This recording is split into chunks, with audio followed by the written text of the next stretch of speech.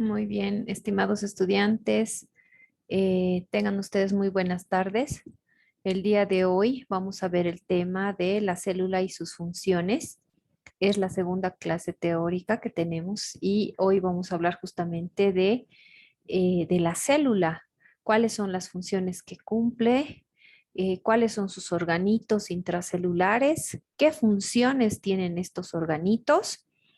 Y vamos a hablar la importancia del conocimiento de la célula para comprender lo que es la materia de fisiología general. Sí, soy la doctora Lisette Jiménez Ayllón y esta es nuestra segunda clase, como les decía. Corresponde al capítulo 2 del libro de Fisiología Médica de Guyton y Hall.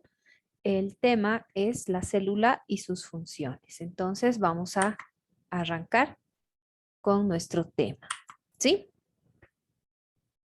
Bien. Para hablar de la célula, primero tenemos que especificar que tenemos billones de células en el organismo.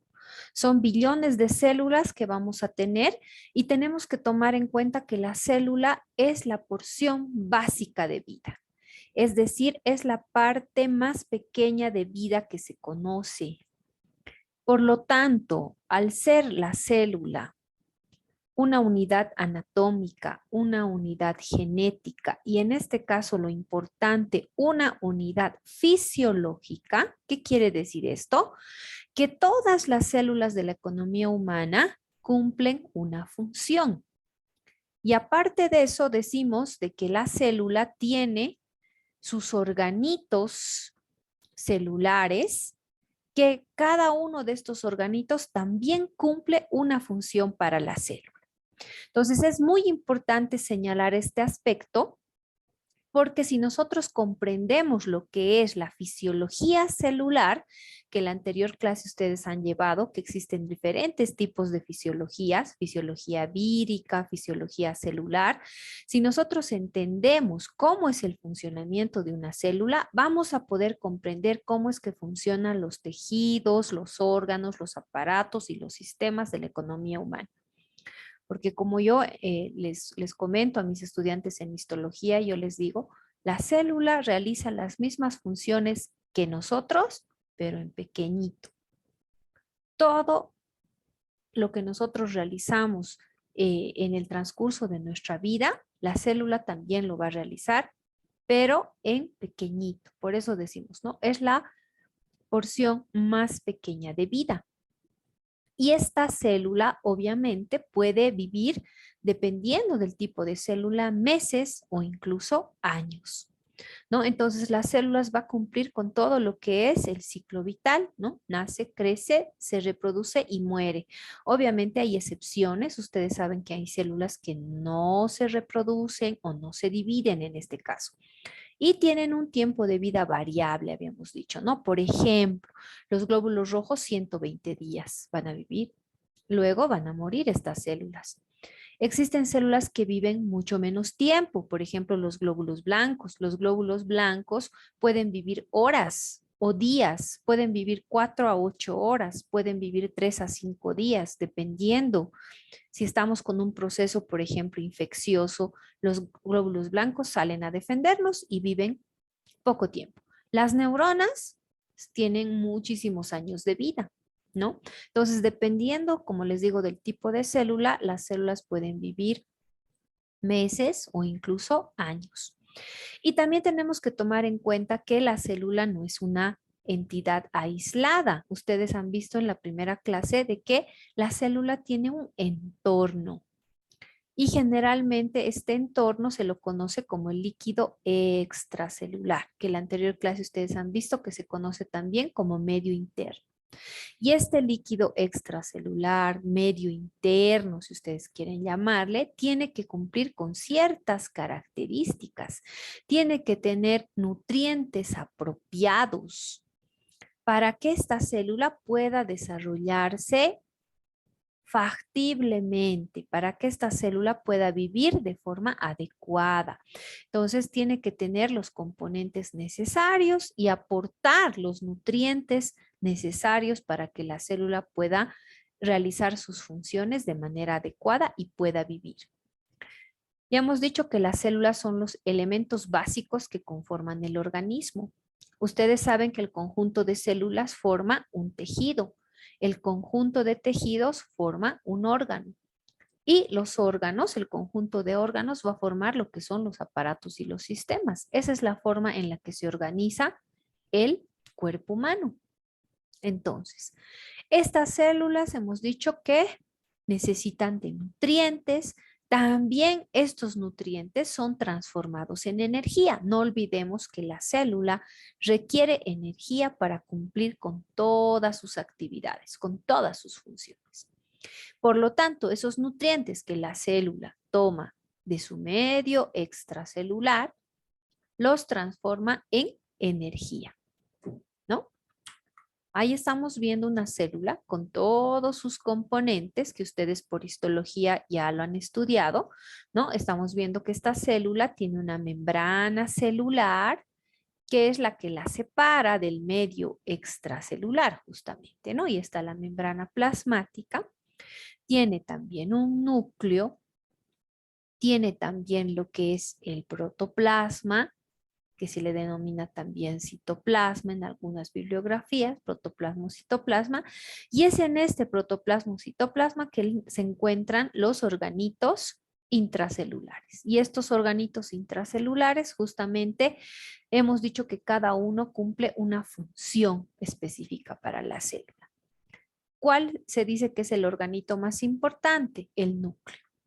Y ahí está, el núcleo también tiene una membrana nuclear, que es lo que lo aísla del resto del protoplasma o del citoplasma, ¿no? Entonces, y esta membrana nuclear hace la diferencia entre lo que es una célula procariota y eucariota, ¿no? La célula eucariota es la que contiene esta membrana o la que tiene esta membrana nuclear. Y ahí estamos viendo los diferentes organitos, estamos viendo las mitocondrias, estamos viendo los lisosomas, ahí está el aparato de Golgi, retículo endoplasmático. Todos estos organitos los vamos a estudiar justamente el día de hoy y vamos a hablar un poco de sus funciones y vamos a recordar mucho lo que ustedes han visto ya el año pasado en histología. Entonces, la célula básicamente, sus dos partes más importantes son el núcleo y el citoplasma, que lo estábamos viendo hace rato, y ahí está el núcleo y el citoplasma que están separados ambos, hemos dicho, por la presencia de esta membrana nuclear o envoltura nuclear que tiene sus poros, ¿no? Característicos, y a través de estos poros es que hay una relación también entre lo que es el núcleo y el citoplasma. Eso tenemos que tomar en cuenta, ¿sí? También decimos que esta célula tiene una membrana celular, llamada también membrana plasmática, que la vamos a estudiar enseguida, y que habíamos dicho es la que la aísla del medio extracelular. El protoplasma está compuesto principalmente por las siguientes sustancias: agua, electrolitos, proteínas, lípidos e hidratos de carbono. En un gran porcentaje decimos que está compuesto por agua, ¿sí? Y tiene justamente una consistencia, vamos a decir, semilíquida. ¿Por qué? Porque está en un gran porcentaje presente el agua. Está también lo que son los electrolitos, las proteínas, los lípidos y hemos mencionado que están también los hidratos de carbono. Ahí está, justamente, estamos viendo ahí, ¿no? En este citoplasma o protoplasma que hemos dicho que está integrado por agua, lípidos, proteínas, carbohidratos, etcétera, se encuentran, se dice, en suspensión los organitos. ¿Qué quiere decir en suspensión? Que encontrarían flotando. Estarían flotando y ahí estamos viendo, ¿no? Mitocondrias, estamos viendo ahí retículo endoplasmático rugoso, el aparato de Golgi, ahí está, ¿no? Están también lo que son los lisosomas, miren, ¿no? También tenemos los peroxisomas, que enseguida lo vamos a estudiar, y ahí está el núcleo que es considerado el centro motor de la célula, se dice el organito más importante.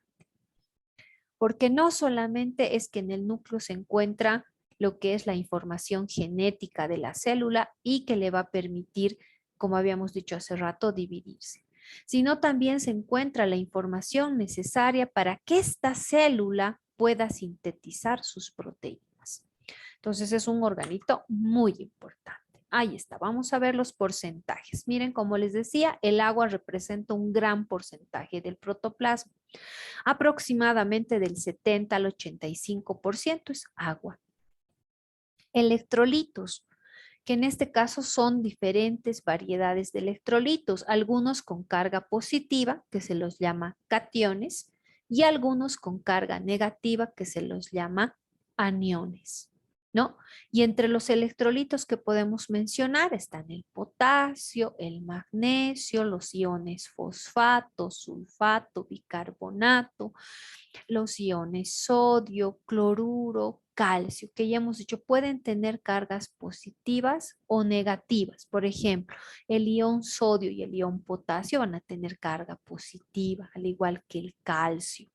Los iones cloruro, por ejemplo, van a tener carga negativa. Entonces, podemos observar todo tipo de electrolitos, ¿no? Que forman parte de lo que es el protoplasma.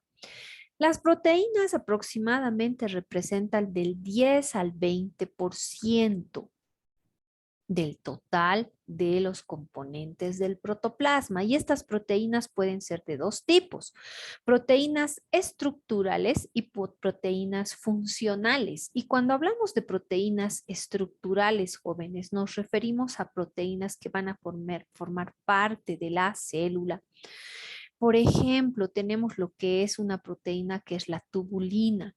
La tubulina que forma parte de los microtúbulos, estructuras que forman parte de la célula, forman parte del citoesqueleto, forman parte de los cilios, forman parte de los flagelos. Entonces son proteínas importantes. Y también tenemos lo que son las proteínas funcionales, que en su mayor parte son enzimas, son consideradas enzimas y que le aportan funciones también a lo que es la célula, ¿no? Entonces es muy importante la presencia de estas proteínas y vamos a ver a lo largo del estudio de la fisiología celular que las proteínas están en varios lugares, formando parte de la membrana celular, formando parte de lo que son otras membranas, ¿no? Que vamos a ver que hay otros organitos que tienen membranas, ahí también están las proteínas. Habíamos dicho que están también formando estructuras como los microtúbulos, ¿no? La tubulina. Tenemos también a lo que es la actina, la miosina, son otras proteínas que las vamos a encontrar también en la célula. Los lípidos representan aproximadamente el 2%, muy poquito. ¿Sí? Sin embargo, en los lípidos tenemos que los vamos a encontrar también a nivel de la membrana celular, por ejemplo. En este caso, los fosfolípidos. Los fosfolípidos forman parte de lo que son las membranas. Membrana celular, otras membranas también que vamos a ver que se encuentran en la célula, en organitos llamados membranosos, ¿no? También tenemos lo que son los triglicéridos y el colesterol. Entonces, si vemos una célula, por ejemplo, que tiene gran cantidad de lípidos en su estructura, es el adipocito o célula adiposa. Se conoce también como célula adiposa, que ustedes lo han estudiado en histología y han visto que tiene una gota grande de grasa en su citoplasma, por lo tanto, esta célula está encargada de almacenar justamente estos lípidos y forma parte de lo que es el tejido adiposo. Y si ustedes recuerdan, el tejido adiposo es un tipo de tejido conectivo que lo encontramos en varios lugares, alrededor de los órganos, por debajo de la piel. Y en este caso, ese tejido es un tejido de protección y también es una fuente de reserva energética. Cuando nuestro organismo no recibe nutrientes durante mucho tiempo, ese tejido adiposo que nosotros tenemos es utilizado para generar energía. Entonces, esta célula, el adipocito, es una célula que va a almacenar grandes cantidades de lípidos en su citoplasma, ¿sí? Pero en el caso de las demás células, los lípidos, como les decía, los podemos encontrar básicamente en lo que son las membranas celulares, también como inclusiones citoplasmáticas en muchos casos, pequeñas inclusiones citoplasmáticas, pero un representante importante de de los lípidos, de células que almacenan lípidos, es el adipocito o célula adiposa. Los hidratos de carbono constituyen del 1 al 3%. Sin embargo, hay células que tienen un poco más. Por ejemplo, en el caso de la célula muscular hablamos de 1 a 3%, ¿no? Del total que va a tener hidratos de carbono y un 6% en la célula hepática o hepatocito. Estos hidratos de carbono se almacenan en el interior de la célula como glucógeno. Y el glucógeno que se almacena intracelularmente o dentro de la célula constituye también una fuente de reserva energética. Cuando la célula necesita energía, necesita generar ATP, echa mano de todas estas inclusiones, echa mano de lo que son hidratos de carbono y también de lo que son los lípidos, también de lo que son las proteínas. Entonces, de todo eso, la célula va a echar mano o va a recurrir a esas inclusiones para generar energía, para producir energía. Y hablando de lo que son los organitos membranosos, miren, no solamente tenemos una membrana celular, que ya la hemos descrito hace rato, sino que tenemos otros organitos que tienen membrana. ¿Cuáles son los organitos que tienen membrana? Y en estas membranas vamos a encontrar también en su composición lo que son lípidos y proteínas. Vamos a ver enseguida que en la membrana celular tenemos justamente lo que son la presencia de lípidos y proteínas. En el caso de la célula, hablamos de que existen otras membranas. Por ejemplo, la membrana nuclear, que hace rato la hemos visto y hemos dicho, ¿no? Es una característica propia de la célula eucariota, la presencia de esta membrana nuclear. También en su composición tiene lípidos y proteínas, al igual que la membrana celular. El retículo endoplasmático o retículo endoplásmico, si ustedes quieren llamarlo así, también es un organito que tiene membranas y estas membranas están compuestas también por lo que son lípidos y proteínas. La mitocondria, que decimos la mitocondria es la central energética de la célula, es la que va a producir energía para la célula, tiene su membrana. Los lisosomas son organitos también con una membrana. El aparato de Golgi, se dice, no es un sistema de sacos y cisternas aplanados que tienen su membrana celular. Estas membranas se constituyen en barreras que justamente impiden el libre movimiento de agua. Vamos a hablar enseguida de las funciones de las proteínas en estas membranas. Justamente en esta diapositiva podemos observar, ahí están los organitos membranosos. Ahí estamos viendo la membrana celular, miren, ahí está la membrana celular. La membrana nuclear, que habíamos dicho tiene poros, miren, ahí están los poritos, ¿no? Pero es una membrana que separa el material genético del resto del citoplasma. La mitocondria, ahí está, tiene su membrana. Los lisosomas tienen su membrana, ¿no? El retículo endoplasmático, ahí está, son membranas y el aparato de Golgi, ¿no? Ahí está. Entonces hablamos de organitos que tienen una cubierta, una membrana. Vamos a hablar ahora de lo que es la membrana celular. La membrana celular está constituida, porque habíamos dicho, por fosfolípidos, proteínas y colesterol. Estos fosfolípidos, jóvenes, ahí lo tenemos en el gráfico, tienen la siguiente estructura. Tienen una cabeza y dos colas. Si ustedes se fijan, los fosfolípidos tienen unas cabezas y tienen dos colas. Las cabezas se encuentran en los extremos de la membrana. Miren, en el extremo externo e interno de la membrana celular. Y las colas, las dos colitas, se encuentran en la parte central. Miren, esta membrana celular tiene esa estructura.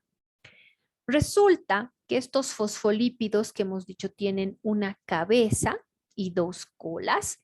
Resulta que la cabeza es hidrófila o hidrosoluble. ¿Qué quiere decir hidrófilo o hidrosoluble?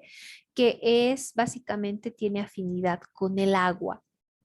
Las colas son hidrófobas. Las colas que están en la parte central son hidrófobas. ¿Qué quiere decir eso? Que repelen el agua. Ahí está. Ahí tenemos también lo que es el colesterol, miren, formando parte de la membrana celular. Y acá tenemos las proteínas, miren. Las proteínas, se dice, se encuentran flotando en medio de los fosfolípidos. Y si ustedes recuerdan la teoría del mosaico fluido que hemos llevado en histología, dice eso, ¿no? La teoría del mosaico fluido, ¿qué dice? Nos dice que las proteínas se encuentran flotando en medio de los fosfolípidos, ¿no? Entonces, esta es la estructura de la membrana celular.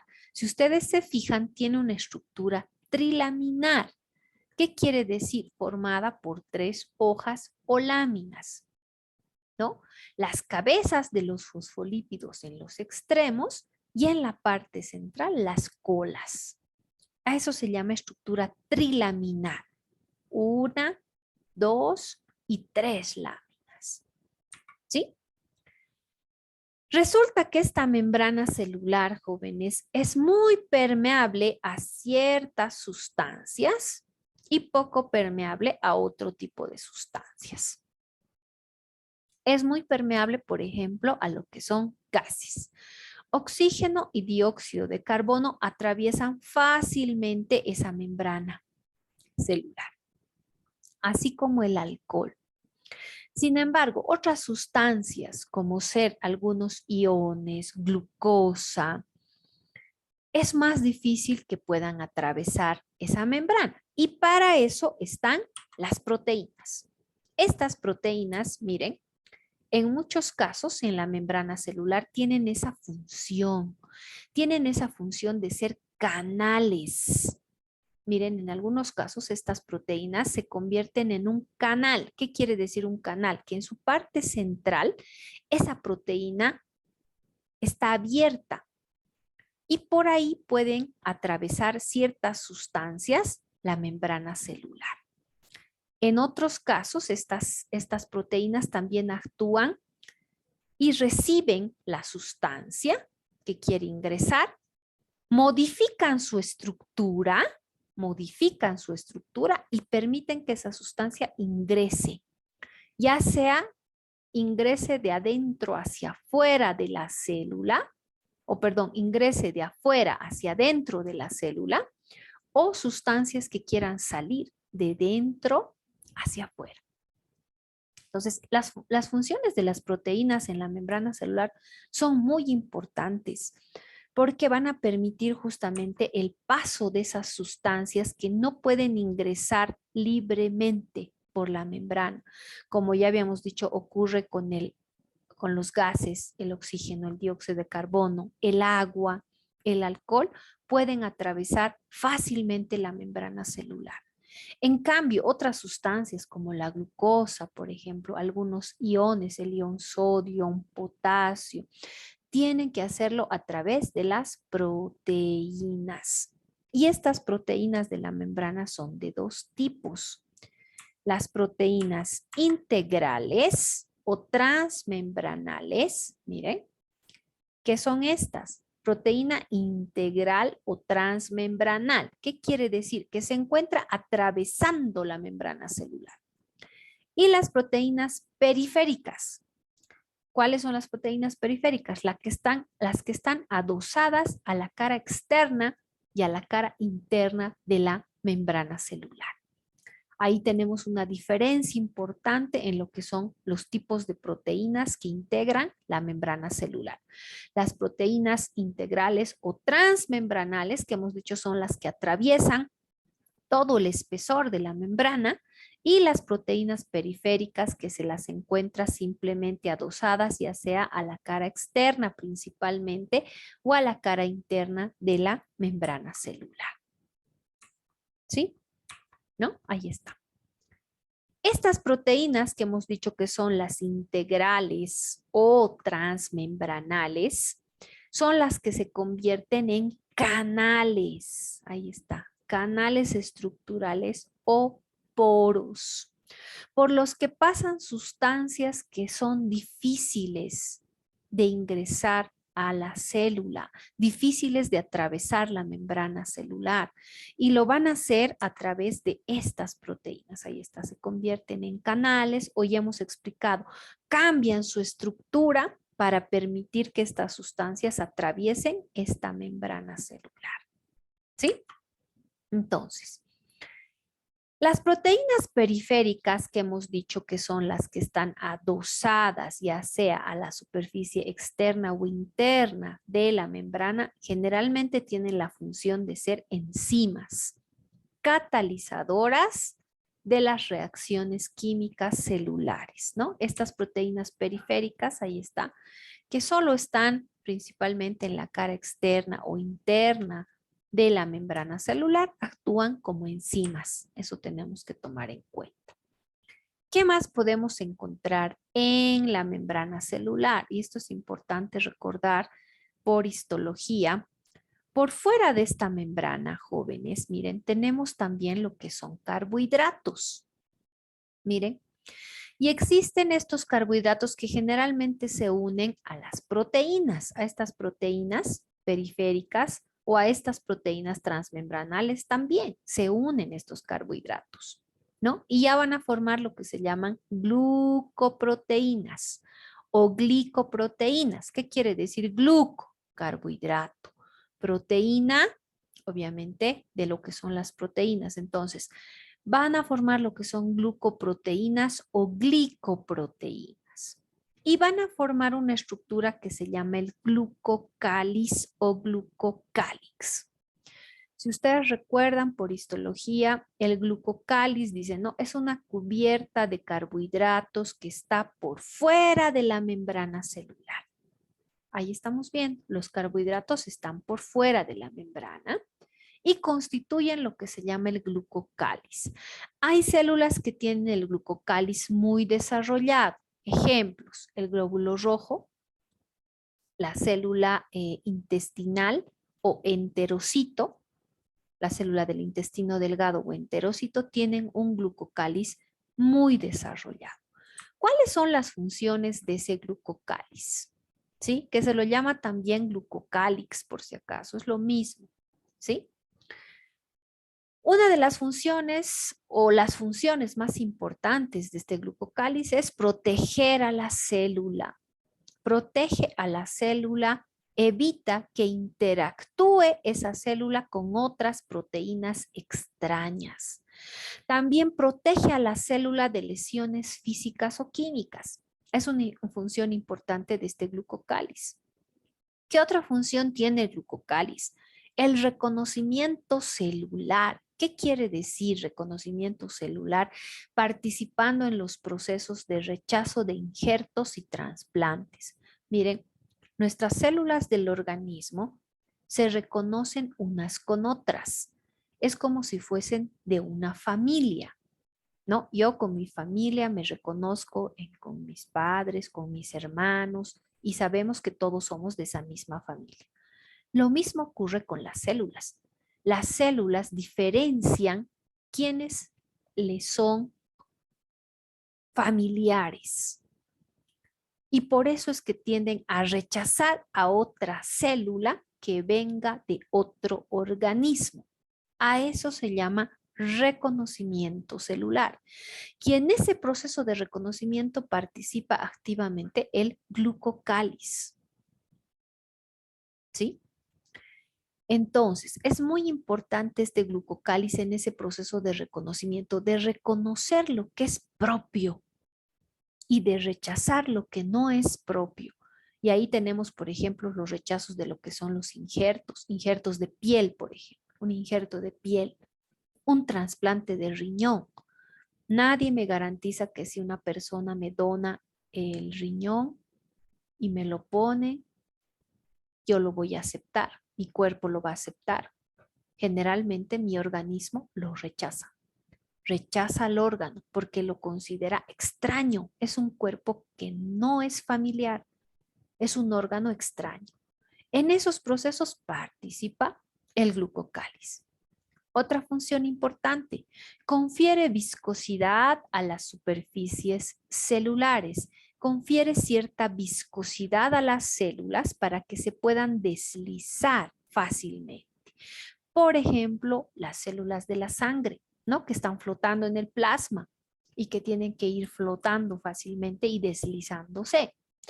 Se dice también que el glucocáliz, jóvenes, participa en los procesos de unión intercelular o rechazo. Se dice que el glucocáliz, por ejemplo, y que las células en general tienen una carga negativa.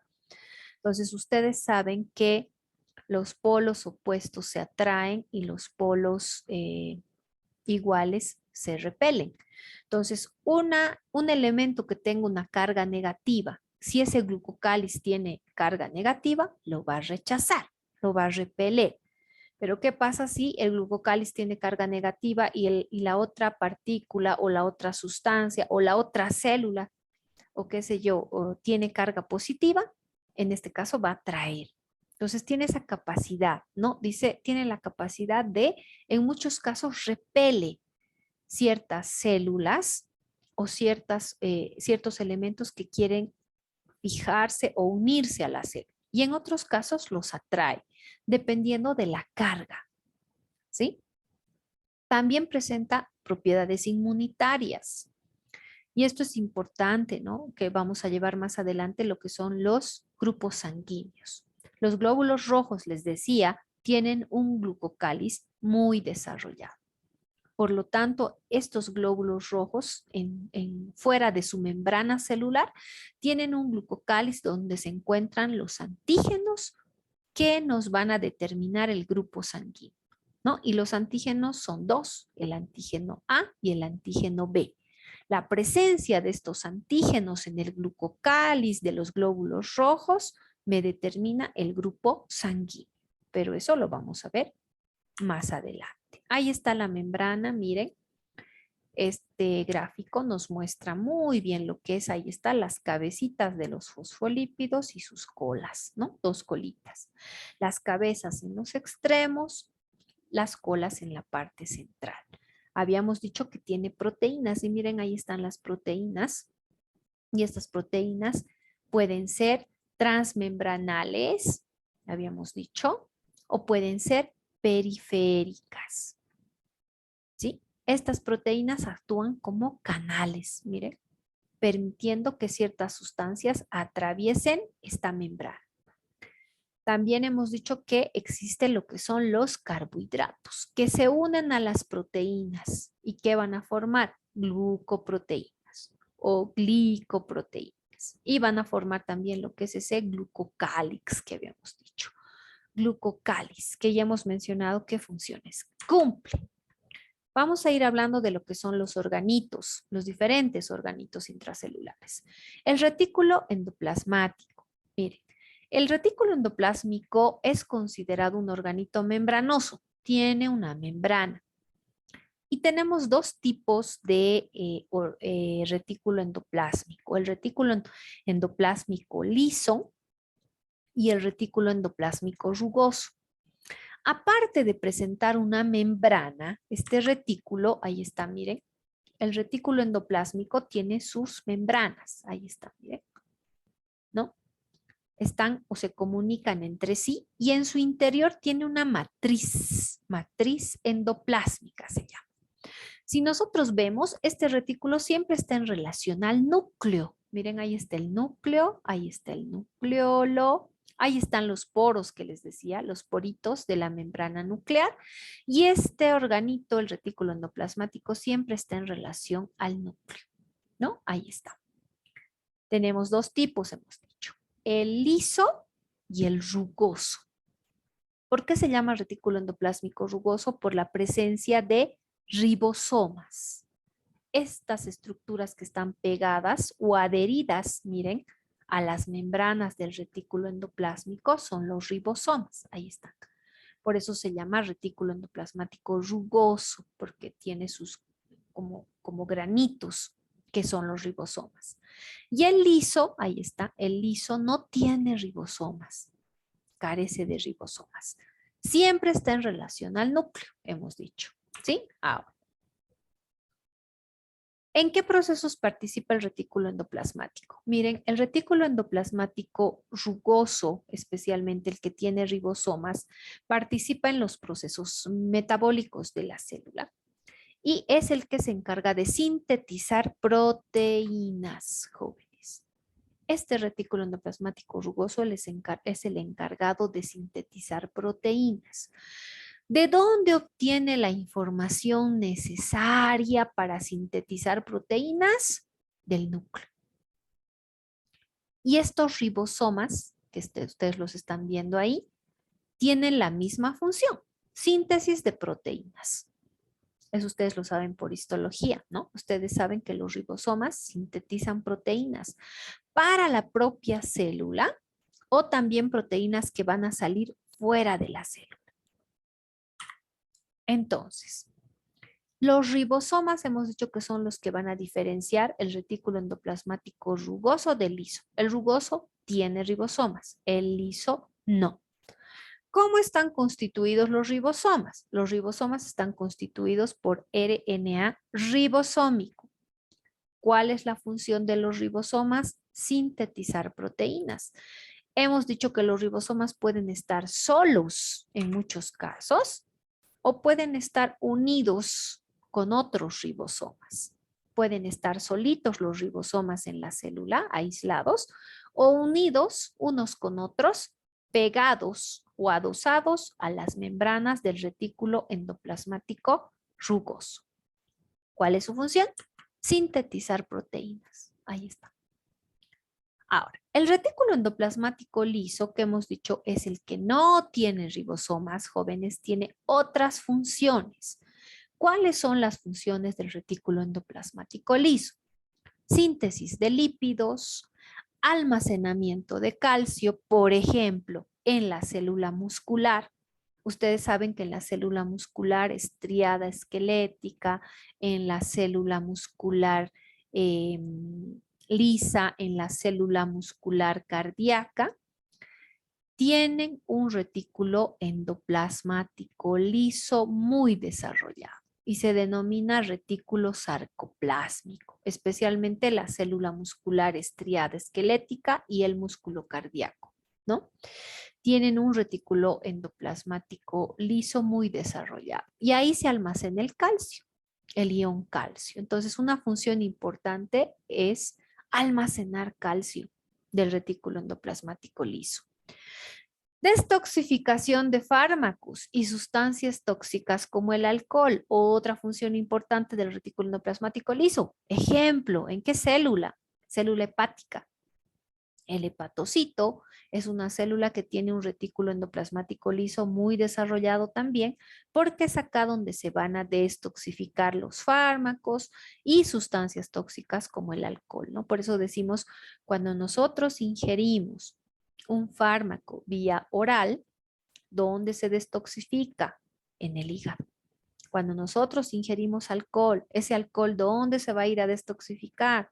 Al retículo endoplasmático liso de la célula hepática o hepatocito.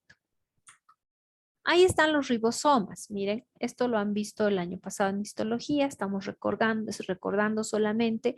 El ribosoma tiene dos partes. Ustedes saben, tiene una subunidad grande y una subunidad pequeña, ¿no?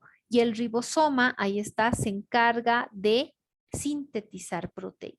Ahí está, miren la secuencia de aminoácidos para sintetizar una proteína, ¿no? El ribosoma está constituido por RNA ribosómico, ¿sí? Y en ese proceso de síntesis de proteínas participa pues el núcleo. ¿Dónde se originan estos ribosomas? En el nucleolo, jóvenes. El origen de los ribosomas es el nucleolo.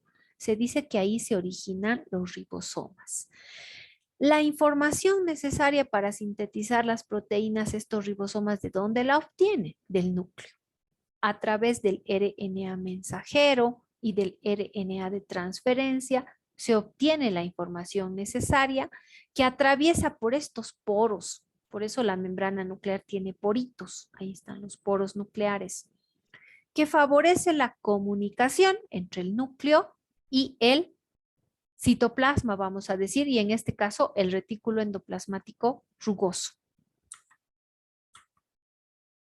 ¿No? Ahí está el ribosoma. Está sintetizando sus proteínas, ¿no? Ahí están los ribosomas, miren. Ahí está la subunidad larga o grande y la subunidad pequeña, ¿no? Ahí está, dice large, subunidad, small, subunidad, ¿no? Subunidad grande, subunidad pequeña. Ahí está el ribosoma.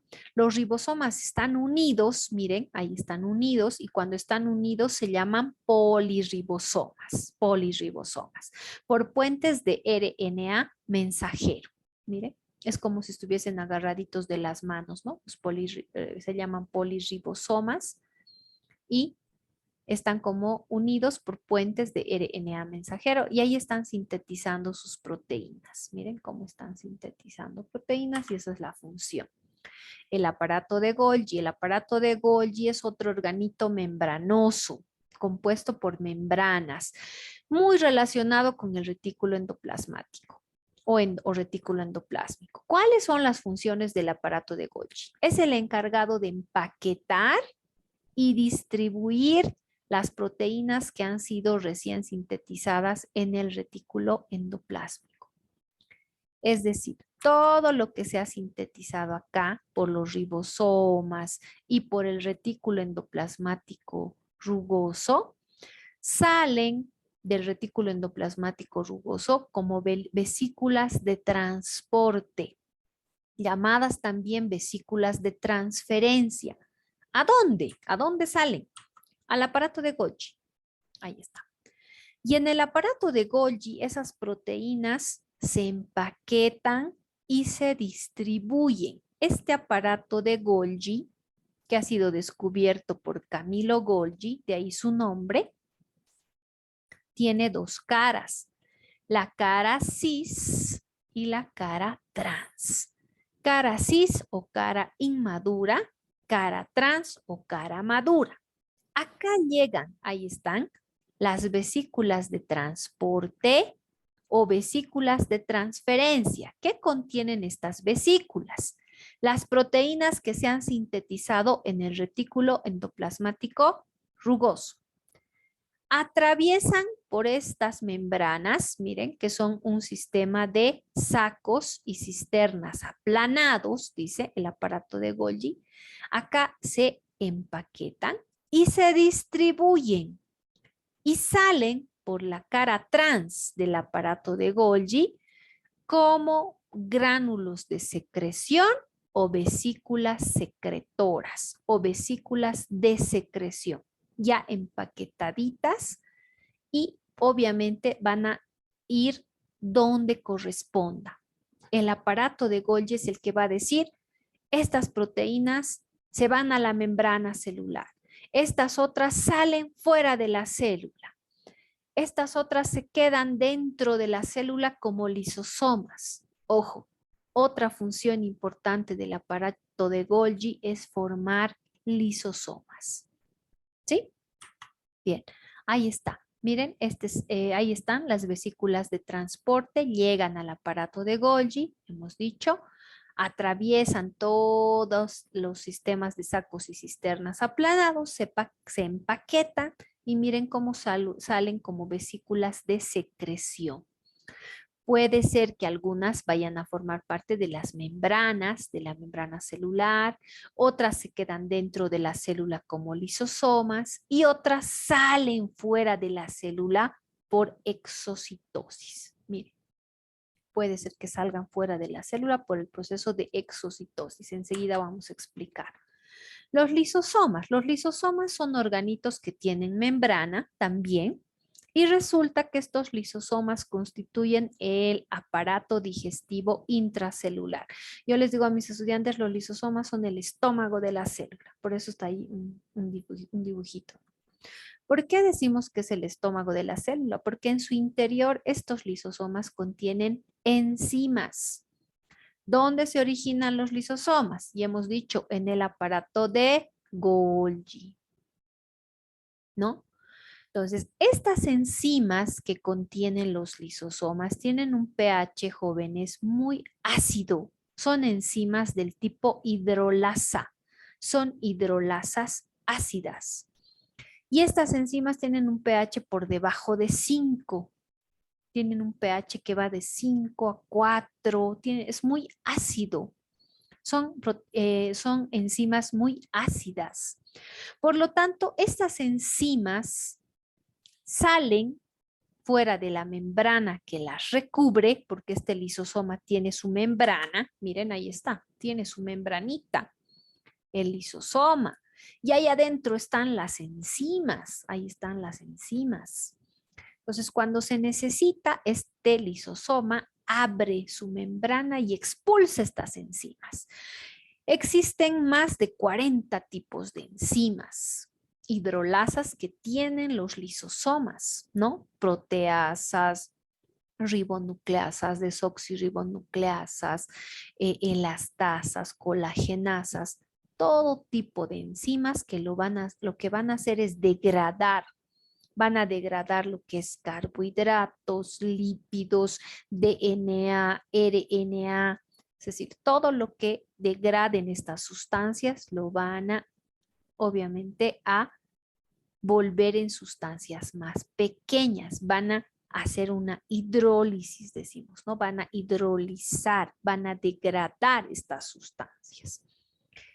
Estos lisosomas, ahí está, que tienen su cubierta, ¿no? Expulsan sus enzimas y esas enzimas van a actuar igualito que el jugo gástrico.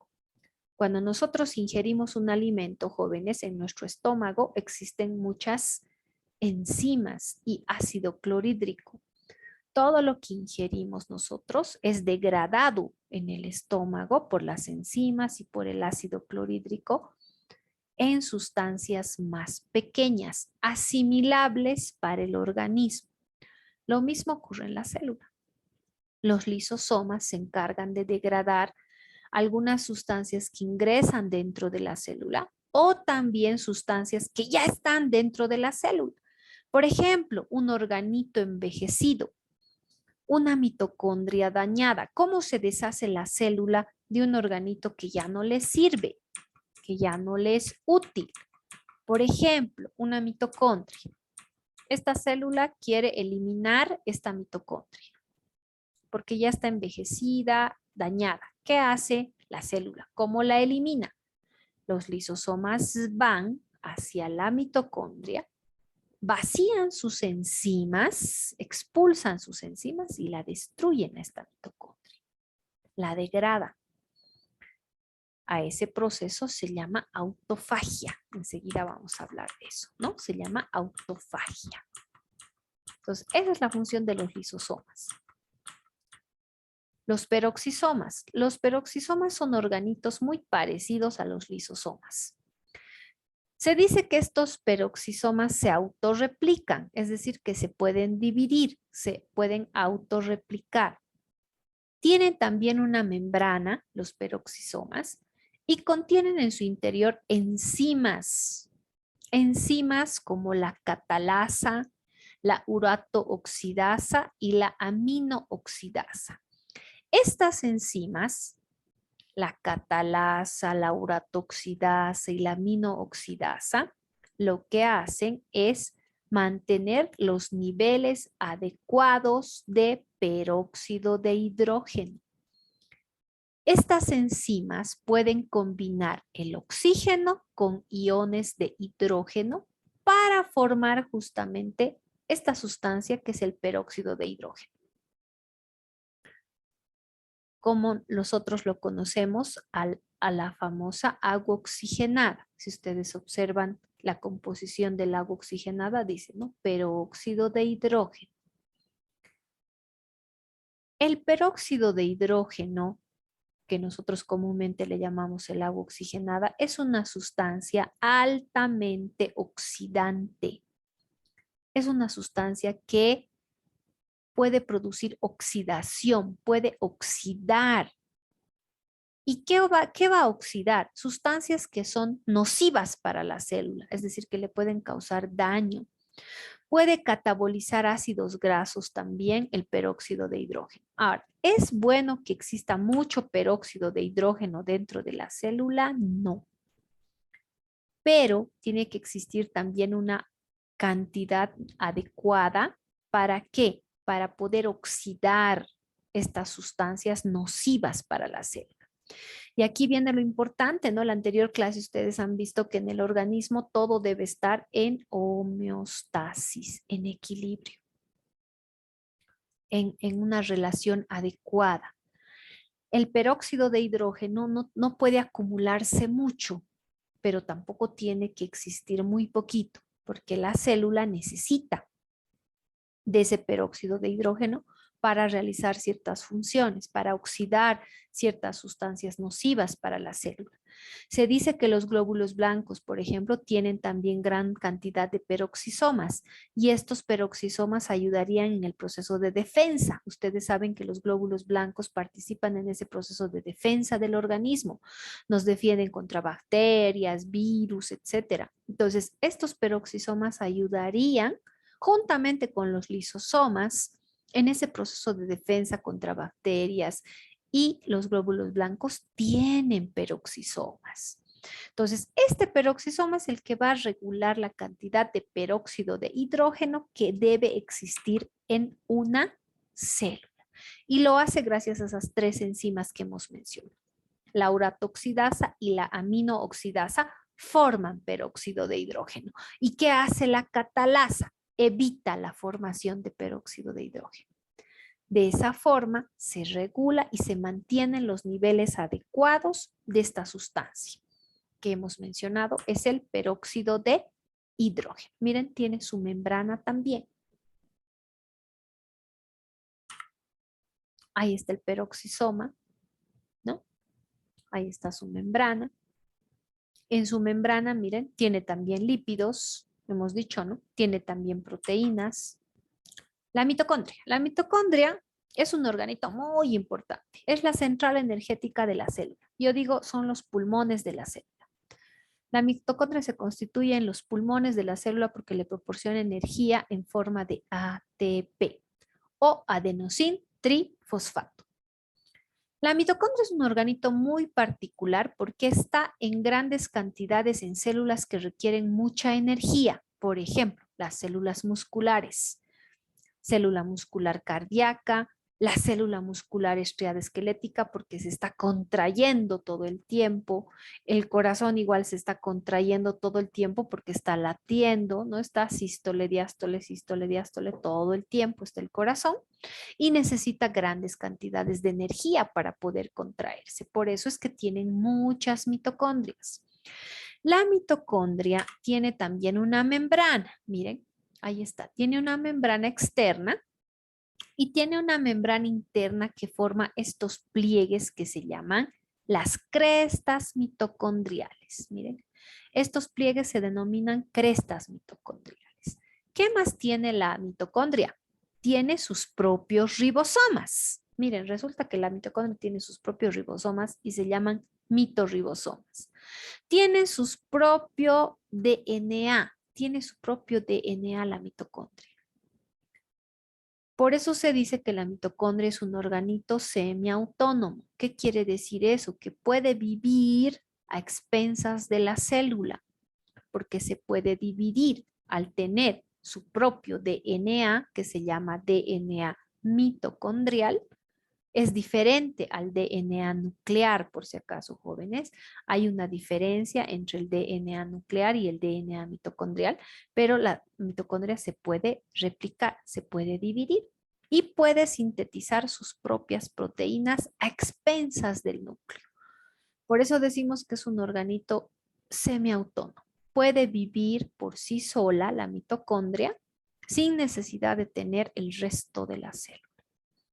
Es la central energética de la célula y es la encargada de sintetizar la mayor parte del famoso adenosín trifosfato o ATP, la mayor fuente de reserva energética de la célula. El núcleo, y al núcleo lo van a estudiar la siguiente clase, con toda una clase teórica, pero ahora vamos a mencionar, se lo considera el centro de control de la célula. ¿Por qué? Porque en el interior del núcleo están los genes. Y estos genes son los que participan en el proceso de reproducción celular, de división celular. El núcleo tiene una membrana y lo hemos visto hace rato, que el núcleo tiene una membrana que tiene poros. El núcleo tiene una membranita, miren ahí está, membrana nuclear que tiene igual dos hojas, una membrana nuclear externa, una membrana nuclear interna, que a intervalos se unen las dos hojas y forman lo que se llama un poro. Ahí están los poros nucleares. Y hay un espacio, ¿no?, entre las dos membranas nuclear interna y externa que se llama este espacio la cisterna perinuclear o espacio perinuclear. Pero, ¿qué es importante? Miren los poros. Esos poros garantizan, hemos dicho, la comunicación entre el núcleo y el resto de la célula, el citoplasma, es decir, retículo endoplasmático, etcétera. Y tiene que haber comunicación, pues porque ya hemos dicho cómo sintetizan los ribosomas sus proteínas, gracias a la información que obtienen del núcleo. ¿Sí? Estos poros tienen 9 nanómetros de diámetro, aproximadamente 9 nanómetros de diámetro tienen esos poritos, los poros nucleares, ¿no? Dentro del núcleo puede tener uno o más nucleolos, dependiendo del tipo de célula. El nucleolo está constituido por grandes cantidades de RNA o el ácido ribonucleico.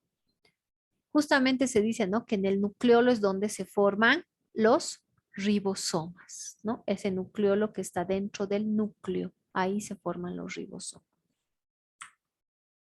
Vamos a hablar de lo que son los sistemas funcionales de la célula. Y cuando hablamos de sistemas funcionales de la célula, nos vamos a referir a procesos importantes que realiza la célula. Ya les había dicho, la célula es la unidad básica de vida.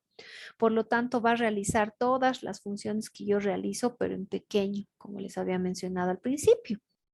La célula va a obtener sustancias del medio externo y lo va a hacer a través de su membrana celular.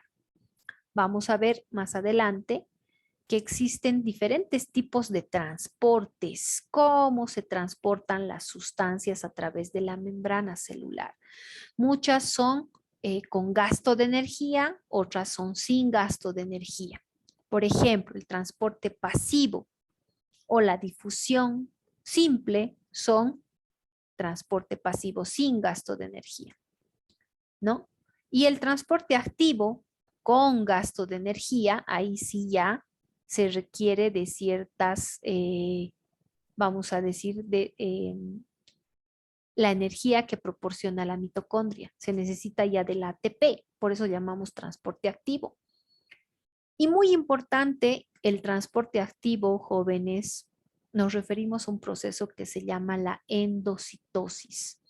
Cuando la célula quiere introducir partículas más grandes o de mayor tamaño, lo va a realizar por este proceso que es la endocitosis. ¿Qué es la endocitosis? Endos, dentro, citos, célula. La célula va a tomar o va a obtener partículas de mayor tamaño del medio externo. A ese proceso se llama endocitosis. Y la endocitosis tiene dos principales formas: la pinocitosis y la fagocitosis. ¿Qué quiere decir pinocitosis? Pinos quiere decir beber, citocélula. La célula bebe, dice. Fagos, fagocitosis, ¿qué quiere decir? Fagos, comer. Citocélula, la célula come. ¿Cómo explicamos estos procesos? Resulta que la pinocitosis es la ingestión de pequeños glóbulos de líquido extracelular. Se dice que la célula toma partículas en disolución del medio externo, partículas disueltas, por eso decimos ingestión de pequeños glóbulos de líquido que van a formar vesículas pequeñas. ¿Cómo se va a llamar esa vesícula? Vesícula pinocítica. Y justamente la membrana celular, gracias a unas proteínas como son la clatrina, las proteínas contráctiles que son la actina y la miosina, van a lograr formar esos pequeños glóbulos.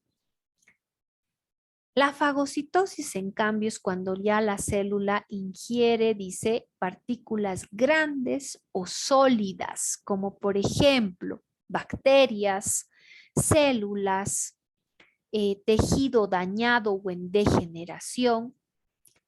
Y en este caso ya le llamamos fagocitosis. La fagocitosis es una función muy desarrollada en los macrófagos, que provienen de los monocitos, que son glóbulos blancos, y de los neutrófilos, llamados también micrófagos, que son otro tipo de glóbulo blanco. Estas células se especializan en fagocitar. Por eso se los llama macrófagos. Macro grande, fagos comer. Célula grande que fagocita. Los neutrófilos, micrófagos se lo llama. Micros pequeño, fagos comer, célula pequeña que fagocita. Una vez que se ha producido ese proceso de fagocitosis o pinocitosis, ¿quiénes aparecen? Los lisosomas. Los lisosomas que tienen sus enzimas van a digerir las sustancias que la célula ha introducido, ya sea por fagocitosis o pinocitosis. Y lo que no se puede digerir, jóvenes, lo que no se puede digerir, lo que ya los lisosomas no han podido digerir, la célula va a formar lo que se llama el cuerpo residual. ¿Qué es el cuerpo residual? Lo que para nosotros representan las heces fecales. Todo lo que no puede digerir nuestro estómago, nuestro intestino, porque en la primera porción del intestino todavía se digieren algunas sustancias, y lo que no se ha podido absorber en el intestino delgado, el intestino grueso forma heces fecales y nosotros lo expulsamos hacia el exterior. ¿Qué hace la célula? Lo mismo, lo que no ha podido digerir forma una estructura que se llama el cuerpo residual. Y ese cuerpo residual tiene que salir fuera de la célula por un proceso inverso a la endocitosis que se llama exocitosis. Exos fuera, citocélula. La célula saca a través de su membrana celular el cuerpo residual. Ahí está un gráfico donde estamos viendo los dos tipos de endocitosis, la fagocitosis y la pinocitosis. En la pinocitosis hemos dicho partículas pequeñas, diminutas en disolución, con parte de líquido extracelular. En cambio, la fagocitosis hemos dicho partículas sólidas, más grandes. Miren cómo la membrana celular se deforma. Miren cómo engloba a la partícula emitiendo pseudópodos. ¿Qué será un pseudópodo? Pseudópodos o falsos pies se le llama también. La membrana, miren cómo emite estas prolongaciones llamados pseudópodos o falsos pies, engloba la partícula y la introduce. Ahí está. ¿No? ¿Cómo se llama esta vesícula que está encerrada, que contiene la partícula y la membrana? ¿No? Fagosoma. Fagosoma si es partícula sólida y grande. Vesícula pinocítica si es partícula pequeña en disolución vamos a decir, disuelta con líquido extracelular. Ahí está, ¿no? Ahí está la fagocitosis, miren. Y para que exista fagocitosis, la fagocitosis es un proceso bien complejo, no es un proceso sencillo. Para que exista fagocitosis, jóvenes, ocurre lo que se denomina la emisión de pseudópodos. Miren cómo la célula emite pseudópodos englobando a la partícula. La engloba, miren. Y aquí participan y tiene mucha función lo que son las proteínas, los receptores también, que son proteínas, receptores. Y aquí aparece una palabra bien importante que ustedes quiero que la recuerden, que se llama la quimiotaxis. La quimiotaxis y la opsonización. ¿Qué es la quimiotaxis, jóvenes? La quimiotaxis es un proceso por el cual un grupo de células es atraído hacia cierto lugar. Quimiotaxis se denomina, y existen dos tipos de quimiotaxis, ¿no? Más adelante vamos a ver quimiotaxis positiva y negativa. La quimiotaxis positiva es cuando ciertas sustancias que produce, por ejemplo, una partícula, puede ser esta bacteria empieza a producir sustancias que atraen a la célula, sustancias químicas que van a hacer que esta célula vaya a ese lugar.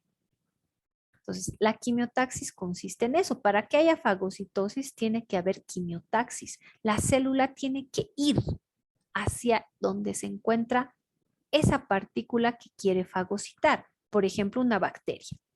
La propia bacteria produce esas sustancias que atraen a esa célula. La célula va, emite sus pseudópodos, ¿no? Engloba la partícula y miren, fagocita. ¿No? Ahí está, miren. Ahí está. ¿Cómo se produce la fagocitosis? Primero tiene que haber una quimiotaxis. Ahí están las bacterias. Estas bacterias están produciendo sustancias, miren, ahí está de color verde, están produciendo ciertas sustancias que atraen a esta célula. Esta célula, digamos, es un neutrófilo, un micrófago o un macrófago también puede ser. ¿Cómo va? Miren cómo va la célula. Va hacia el lugar donde están estas bacterias. Por la quimiotaxis son atraídas estas células. Van hasta la zona y resulta que estas bacterias son recubiertas por anticuerpos. Unos anticuerpos empiezan a recubrir estas bacterias. A eso se llama opsoninas, opsonización. ¿Qué es la opsonización? Y les explico con palabras sencillas. La opsonización son sustancias que se pegan a la bacteria, haciéndola más apetecible a ser fagocitada, más sabrosa, ¿no? Y yo a mis estudiantes les pongo el ejemplo y les digo, es como si agarráramos una manzana y lo cubrimos con chocolate y le damos a un niño. Esa manzana cubierta con chocolate, el niño va a querer comer. ¿Por qué? Por el chocolate, más que por la manzana. Las opsoninas, jóvenes, son sustancias que se pegan a la superficie externa de la bacteria, por ejemplo, que la hace más sabrosa, más apetecible. ¿Para qué? Para que esta célula pueda fagocitarla, ¿no? Y aquí participan lo que son los anticuerpos. Los anticuerpos son los que se van a ir a pegar a esta bacteria, ¿no? Y van a hacer que esta célula pueda fagocitar. Eso es muy importante, ¿no? Ahí está, estamos viendo lo que es la endocitosis mediado por sustancias, ¿no? Que hemos visto hace ratito. Proceso digestivo de los lisosomas. Una vez que se ha introducido, ya sea por fagocitosis o pinocitosis, una partícula dentro de la célula, los lisosomas van y se forma una vesícula digestiva. Se expulsan las enzimas del lisosoma que hemos dicho son enzimas del tipo hidrolasa con un pH por debajo de 5, 4, entre 4 y 5 más o menos, el pH de las enzimas del lisosoma, que degradan todo, degradan hidratos de carbono, proteínas, lípidos, y lo que hacen es justamente participar en el proceso metabólico de la célula. ¿A qué se llama proceso metabólico? El metabolismo celular es un proceso por el cual ciertas sustancias pasan de ser grandes a ser más pequeñas, o a la inversa, sustancias que son pequeñas pasan a ser más grandes. Y tenemos ahí los dos tipos de metabolismo, el anabolismo y el catabolismo. ¿Qué es el anabolismo? El anabolismo es que la célula es capaz de construir de sustancias pequeñitas sustancias más grandes. ¿Y qué será el catabolismo? El catabolismo es lo inverso. La célula es capaz de convertir de sustancias grandes en sustancias más pequeñas. Y eso realizan los lisosomas. De sustancias grandes lo convierten en sustancias más pequeñitas. Catabolismo. Ejemplo, hidratos de carbono los van a convertir en glucosa. Las proteínas en aminoácidos. Los lípidos en ácidos grasos. Sustancias más pequeñas, asimilables para la célula.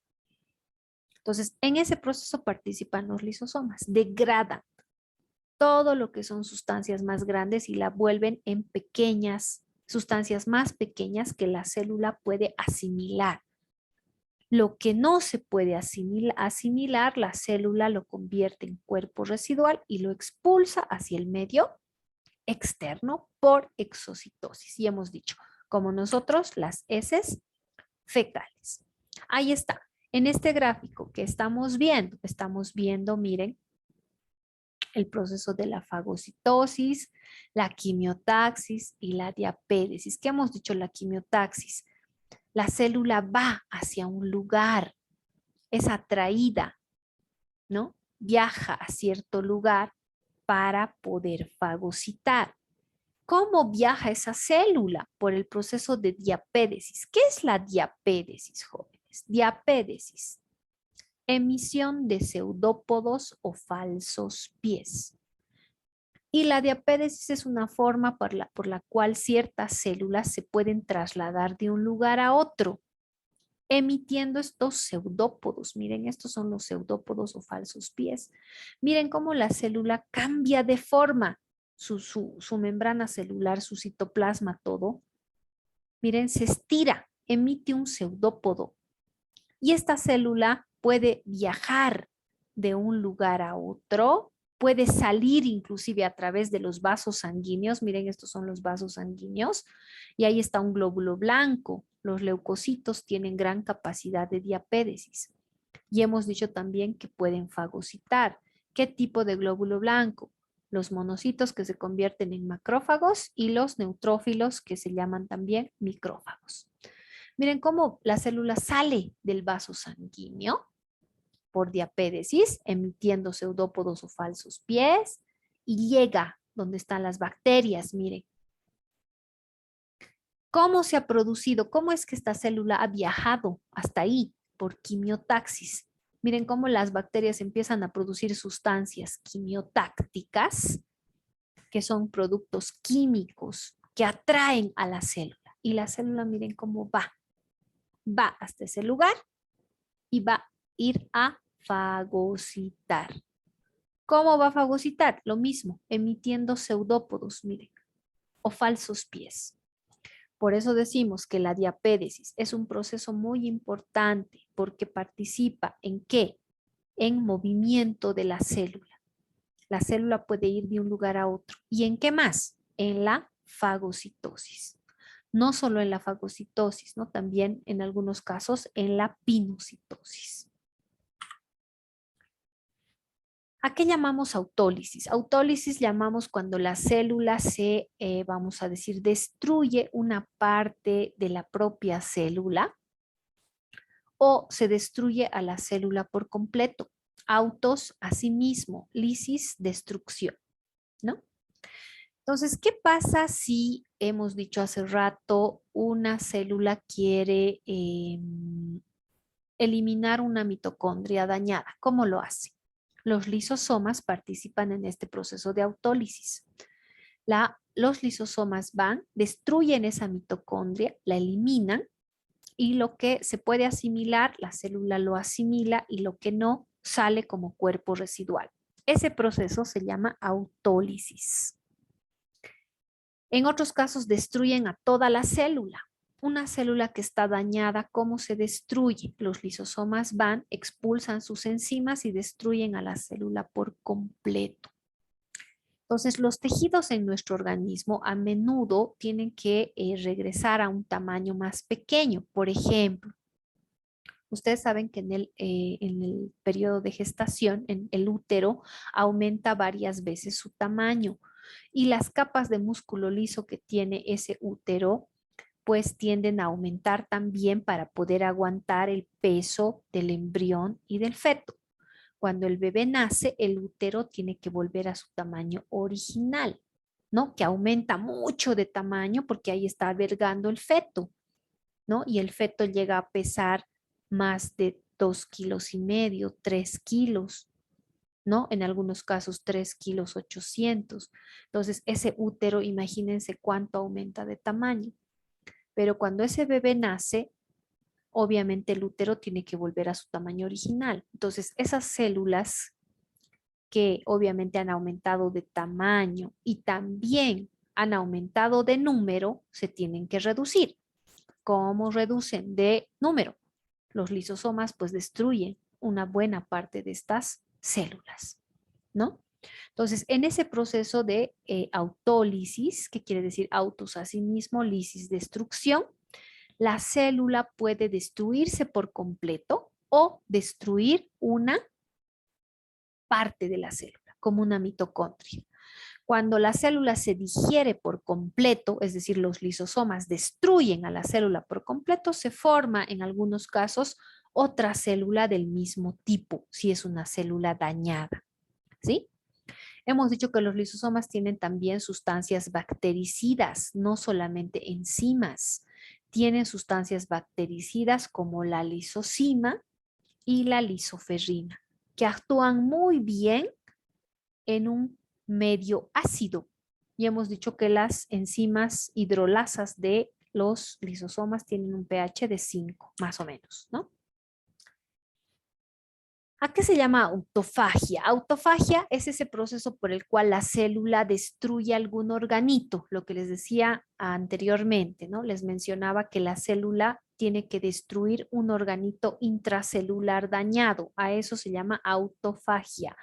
Autos, asimismo, fagos, comer. La célula fagocita una mitocondria, por ejemplo, dañada, ¿no? Y ese proceso de autofagia también es un proceso de renovación importante. La célula todo el tiempo está renovando sus organitos dañados. ¿Para qué? Para que se mantenga la homeostasis. Ustedes ya saben qué es la homeostasis. Cuando la célula quiere eliminar un componente de la propia célula, puede ser una mitocondria, esa estructura se llama autofagosoma. Autos a sí mismo, fagos, comer, autofagosoma. Cuando la partícula es externa y la célula lo introduce, se llama fagosoma solamente. Si la célula quiere destruir algo que ya está dentro de la célula, como un organito, una mitocondria, por ejemplo, ahí sí le llamamos autofagosoma. ¿Cuáles son las funciones del retículo endoplasmático? Y hemos dicho que tenemos dos tipos de retículos endoplasmáticos, el liso y el rugoso. Del rugoso principalmente síntesis de proteínas, ¿sí? Gracias a los ribosomas que ya los hemos visto hace rato. Todo lo que se sintetiza en este retículo endoplasmático pasa al aparato de Golgi y el aparato de Golgi lo procesa, lo empaqueta y lo distribuye, ¿sí? Entonces, el retículo endoplasmático rugoso por los ribosomas es el que va a sintetizar esas proteínas. ¿Cuáles son las funciones del retículo endoplasmático liso? Son diferentes, hemos dicho. Otras funciones tiene el retículo endoplasmático liso. Síntesis de lípidos, como por ejemplo los fosfolípidos y el colesterol que forman parte de la membrana celular, donde se sintetizan en el retículo endoplasmático liso. ¿Qué más? En el retículo endoplasmático liso se proporcionan enzimas para justamente degradar lo que es el glucógeno en glucosa y producir energía para la célula. Se proporcionan enzimas para destoxificar fármacos y sustancias tóxicas como el alcohol, y hemos dicho, por procesos como por ejemplo la coagulación, la oxidación, la hidrólisis y conjugación con el ácido glucurónico. Es así que se van a destoxificar fármacos y sustancias tóxicas como el alcohol. Se almacena calcio también en el retículo endoplasmático liso. ¿Cuáles son las funciones del aparato de Golgi? La síntesis de hidratos de carbono que no se forman en el retículo endoplasmático, como por ejemplo, al unirse con ciertas proteínas, ciertos carbohidratos forman el ácido hialurónico y el sulfato de condroitina o el condroitinsulfato. Componentes importantes ¿de quién? De lo que es el tejido conectivo. Y en el caso del tejido conectivo podemos hablar también que son componentes importantes del cartílago y del hueso. Este condroitinsulfato y el ácido hialurónico son componentes importantes de lo que es cartílago, hueso, dermis de la piel también, vamos a encontrarlos ahí. Ese aparato de Golgi también tiene la función de formar lisosomas. Al aparato de Golgi hemos dicho que esas proteínas que se han sintetizado en el retículo endoplasmático llegan como vesículas de transporte o de transferencia. Una vez que se han empaquetado en el aparato de Golgi, salen como vesículas secretoras o de secreción por la cara trans del aparato de Golgi. Pueden quedarse dentro de la célula como lisosomas o pueden salir fuera de la célula también esas proteínas por el proceso de exocitosis. Otras vesículas también se van a quedar a formar parte de lo que son las membranas celulares. Membrana celular, membrana del retículo endoplasmático liso, membrana del retículo endoplasmático rugoso, membrana nuclear, etc. Ahí está, miren. Ahí están los ribosomas, sintetizan las proteínas, toda la información proviene del núcleo por los poros nucleares, ahí está. Salen las vesículas de transferencia o de transporte del retículo endoplasmático rugoso. Esas proteínas sintetizadas salen como vesículas de transporte o de transferencia a la cara cis del aparato de Golgi. Ahí está. Y en el aparato de Golgi se empaquetan, se condensan, se compactan y salen por la cara trans, ahí está, del aparato de Golgi ya empaquetaditas y se distribuyen. Pueden quedarse dentro de la célula como lisosomas, ahí está. Pueden ir a formar parte de la membrana celular, de otras membranas o pueden salir fuera de la célula por exocitosis. Entonces, todo eso puede ocurrir. La mitocondria es la que genera energía para la célula y lo va a hacer en forma de ATP, jóvenes. La mitocondria genera energía para la célula a partir de hidratos de carbono, grasas y proteínas. Realiza reacciones de oxidación u oxidativas y libera el adenosín trifosfato. ¿Qué es el adenosín trifosfato o el famoso ATP? El ATP o el adenosín trifosfato es un nucleótido. Tiene una base nitrogenada, que es la adenina. Tiene un azúcar que es una pentosa, que es la ribosa, y tiene 3 radicales fosfatos. De esos 3 radicales fosfatos, jóvenes, los 2 últimos radicales están unidos a la molécula por enlaces de fosfato de alta energía. Se los llama así.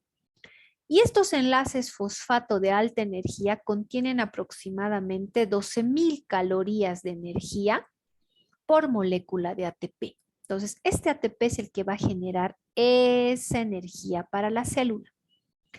Cuando ese ATP o el adenosín trifosfato libera energía, pierde un radical fosfato y se llama ADP o adenosín difosfato, que luego nuevamente obtiene otro radical fosfato para hacer nuevamente ATP. ¿Cuáles son los procesos químicos para que ese ATP se pueda formar?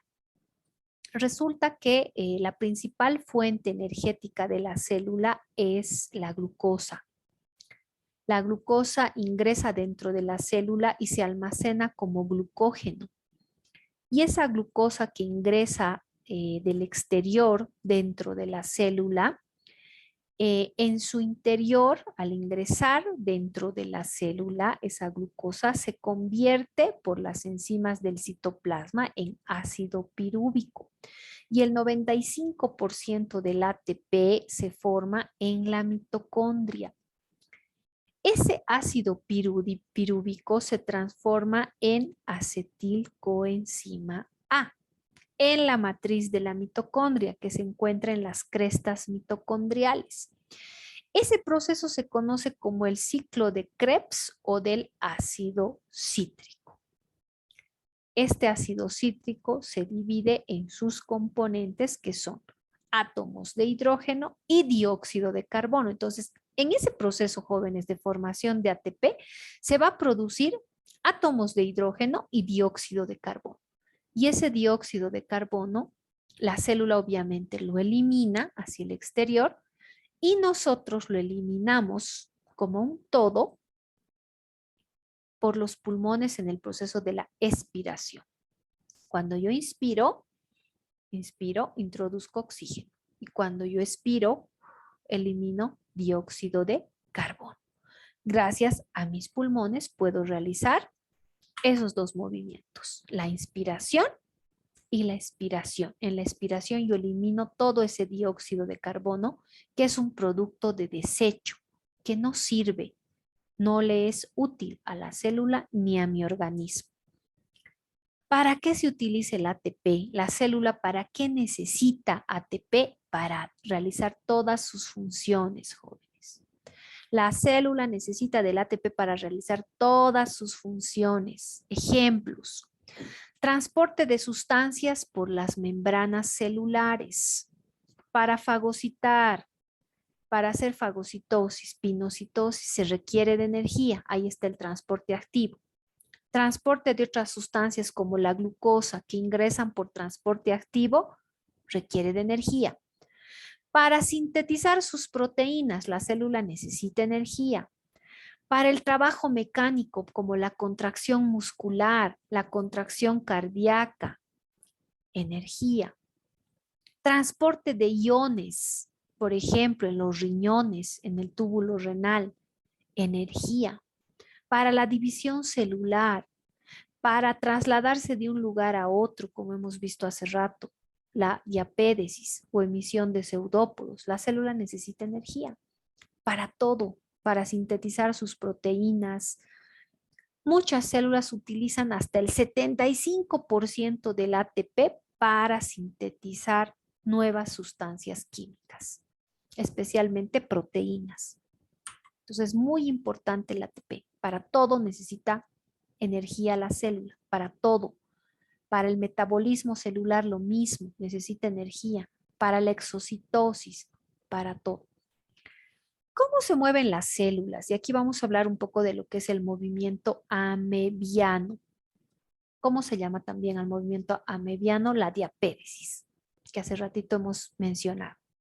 Emisión de pseudópodos o falsos pies. ¿Y por qué se llama movimiento amebiano? Porque las amebas son organismos, microorganismos en este caso, que van a moverse por ese proceso. Van a empezar a deformar y emitir pseudópodos, y de ahí viene el nombre de movimiento amebiano. ¿Qué células tienen muy desarrollado este movimiento amebiano, o en este caso la diapédesis o emisión de pseudópodos o falsos pies? Los glóbulos blancos, principalmente, los leucocitos, tienen muy desarrollada esta capacidad. También el fibroblasto, en muchos casos, la célula del tejido conectivo que se llama el fibroblasto, tiene muy desarrollada esta función. El fibroblasto puede trasladarse de un lugar a otro. Por ejemplo, cuando existe una herida, los fibroblastos pueden transportarse al sitio de la herida para producir reparación, para producir colágeno, fibras colágenas elásticas reticulares y reparar ese daño. Entonces, el fibroblasto es una célula que también puede tener este tipo de movimiento por diapédesis. Las células embrionarias también tienen la capacidad de migrar de un lugar a otro, emitiendo pseudópodos. Y las células cancerígenas también tienen esa capacidad. Las células cancerígenas, algunos tipos de cáncer, tienen la capacidad, las células cancerígenas, de moverse por pseudópodos o falsos pies y viajar a otros órganos y causar lo que se llama la metástasis. Enseguida vamos a ver. Este pseudópodo o falso pie que emite la célula se deforma, y ahí lo vamos a ver, miren en el gráfico, ahí está. La diapédesis es cuando, miren, la célula deforma su membrana y su citoplasma, emitiendo un pseudópodo o falso pie, ahí está. Miren cómo la célula empieza a deformarse, ¿no? Y puede salir inclusive de los vasos sanguíneos hacia el exterior, deformándose, ¿no? Emitiendo un pseudópodo. Estos pseudópodos, estos falsos pies que emite la célula, ahí está, también lo estamos viendo, esos pseudópodos se fijan a los tejidos que están alrededor y la célula es arrastrada en esa dirección. Esa unión que se produce entre el pseudópodo y el tejido circundante o el tejido vecino, en este caso, por ejemplo, esta célula está saliendo de este vaso sanguíneo al medio externo, al tejido conectivo. Este pseudópodo se fija a estos tejidos y jala al resto de la célula para que vaya en esa dirección. Esa unión entre el pseudópodo y los tejidos que le acompañan es por puentes proteicos. Intervienen también aquí dos proteínas importantes, la actina y la miosina, que son las proteínas contráctiles, que ya les había mencionado más antes, que están en los músculos y que permiten que nosotros podamos contraer el músculo estriado esquelético de forma voluntaria, el músculo cardíaco de forma involuntaria, y se requiere de energía. Miren, el ATP es muy importante, muy importante. ¿Sí?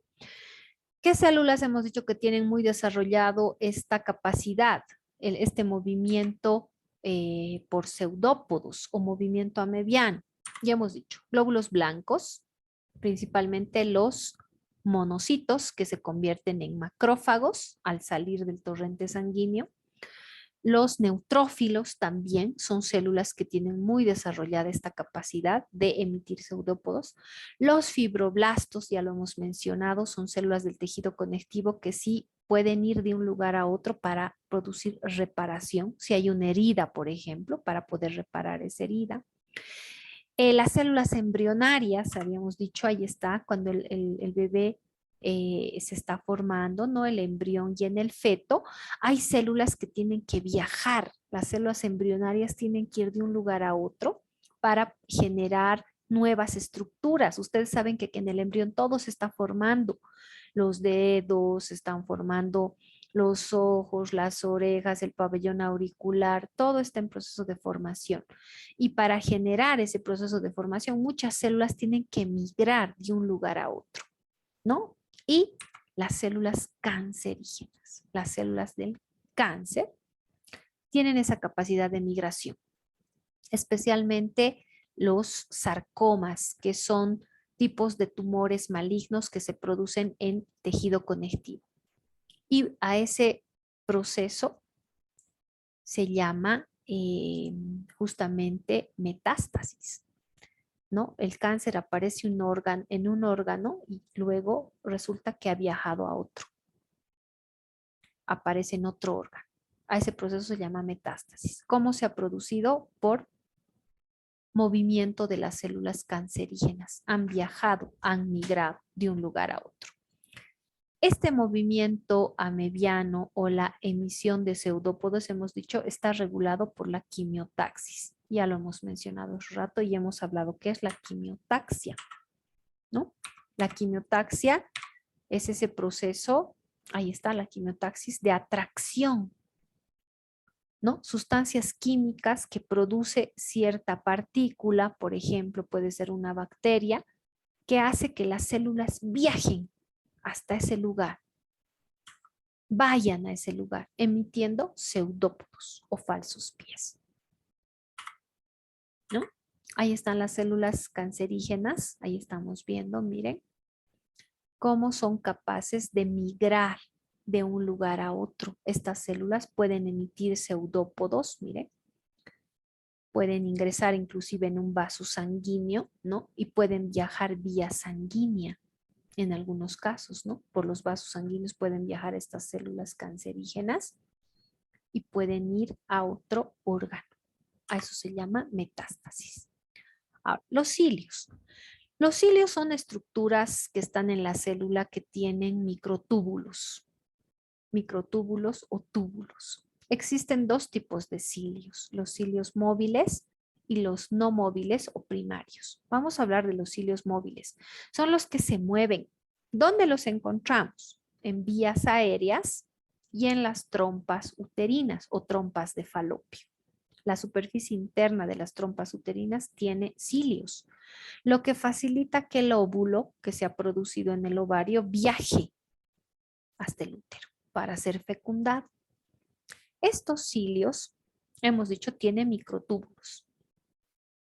9 microtúbulos dobles periféricos y 2 microtúbulos centrales sencillos. Este cilio está recubierto por membrana celular.